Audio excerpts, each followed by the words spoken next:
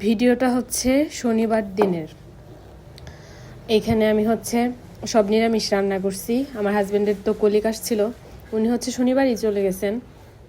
তো এইগুলো হচ্ছে সকালবেলা রান্না বান্না আর কি। তো তারা হচ্ছে আমার হাজব্যান্ড আর আমার হাজব্যান্ডের কলিগ দাদা, তারা হচ্ছে খাওয়া দাওয়া করে ময়মনসিংহ গেছে। তো আমি রান্নাটা শেষ করছি মানে সয়াবিনগুলা ভাজছি, তখনই হচ্ছে যে জল শেষ আর কারেন্টও নাই।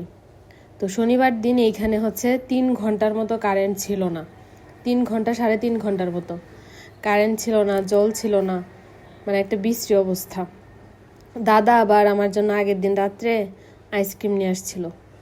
তো পরে আমি যে এখন আইসক্রিমটা বের করলাম, আইসক্রিমটা খাবো। রান্নাঘর খুবই এলোমেলো হয়ে আছিল, কারণ হচ্ছে জল ছিল না, তো এর জন্য মানে কিছু ধুইতে পারি নাই, পরিষ্কার করতে পারি নাই। তো এটা হচ্ছে মাত্র এই যে কারেন্ট আসার পর জল দিল। তো আগে হচ্ছে বাসনগুলো ধুয়ে নিলাম, বাসনগুলো ধুইয়া এখন হচ্ছে যে খাওয়ার জল রাখতেছি। আর এদিকে একটু রোদ উঠছে আজকে, আমার কিছু কাপড় জমা ছিল, বৃষ্টির জন্য ধুইতে পারতেছিলাম না, আরও অনেক কাপড় আছে। কাপড়গুলো ধুয়ে দিলাম, ধুয়ে বারান্দায় নাড়ে দিলাম। এখন হচ্ছে যে ঘরটা ঝাড়ু দিতেছি। সকালবেলা একবার ঝাড়ু দিলেও আবার ময়লা হয়ে গেছে, এখন আমি আবার ঝাড়ু দিয়ে নিতেছি। তারপরে এখন দুপুরে রান্না করব। দুপুরে হচ্ছে যে আলু পেঁপে সয়াবড়ি ঝোল করব, এগুলো রেডি করলাম, ভাত বসাইছি। আর আগের একটু ভাত আছে, আমি আবার একটু দুধ মানে জাল করছি, যে ভাবলাম যে একটু দুধ খাই। নর্মালি এই টাইমে আমি চা খাই, মানে দুপুরে রান্নার টাইমে চাটা খাইতে ভালো লাগে, কিন্তু আজকে আর চা খাইলাম না, একটু দুধই খাইলাম আর কি।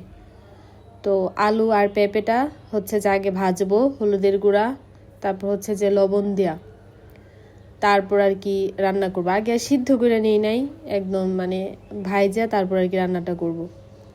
এদিকে ভাতটা হয়ে গেছে, এখন হচ্ছে যে আমি আগের ভাতগুলা দিয়ে দিতেছি।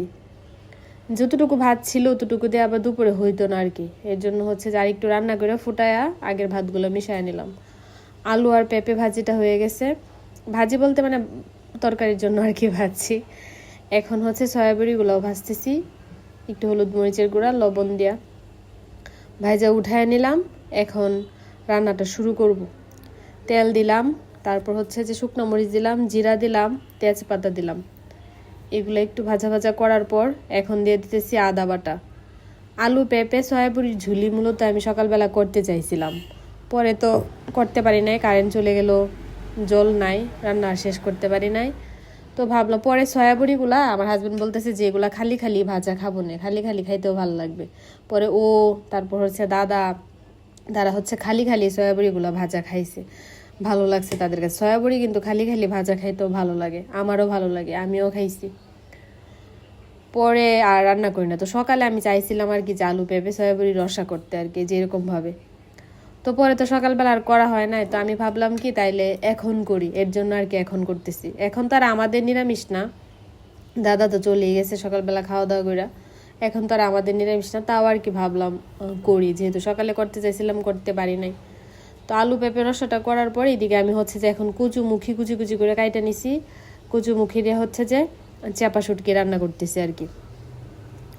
তো ওই যে মাত্র আসছে, ও দাদার সাথে হচ্ছে ময়মনসিংহ গেছিল, দাদা হচ্ছে ল্যাপটপ কিনছে, ময়মনসিংহ থেকে ল্যাপটপ কেনার পরে দাদা হচ্ছে টাঙ্গাইল চলে গেছে, দাদা টাঙ্গাইল জব করে এখন। ও মাত্র আসছে, তো এটার আমি আলাদা একটা ভিডিও দিছিলাম। মাত্র আসছে, হচ্ছে যে খেজুর নিয়ে আসছে, তারপর হচ্ছে যে একটা ফেস ওয়াশ নিয়ে আসছে, আমার জন্য একটা প্যাক নিয়ে আসছে, মুলতানি ফেস প্যাক। আমি বলছিলাম আর কি যে ময়মনসিংহ যেহেতু গেছো আড়ং থেকে আমার জন্য একটা প্যাক নিয়ে আইসো, অনেকদিন যাবত আমি প্যাক টেক দিই না, মুখটার খুবই বাজে অবস্থা, এখন থেকে ভাবতেছি যে একটু যত্ন নিতে হবে, মুখে কেমন দাগ দাগ হয়ে গেছে। আর মা তো কানে শুনে না, মার জন্য হচ্ছে যে ইয়ার মেশিনটা নিয়ে আসছে আকন্দ বিতান থেকে, তো আনার পরে দিছে, দেওয়ার পর মা শুনছে, তারপরে আবার দিছে, অল্প একটু সময়ের জন্যই দিছে, পরে মার অস্বস্তি লাগে, মার নাকি কান ব্যথা করছে, পরে আর এটা দেয় নাই, শুধু শুধু এটা নিয়ে আসছে। আমি না করছিলাম যে এখন ডাক্তারের পরামর্শ ছাড়া, এখন ডাক্তার না দেখে আর মেশিনটা নিজে নিজে কিনো না, সে নিয়ে আসছে। যাই হোক, তো তারপর একটু ডিম ভাজা করলাম, মারেও খাইতে দিয়ে দিলাম। এই ভিডিও পর্যন্ত, এটা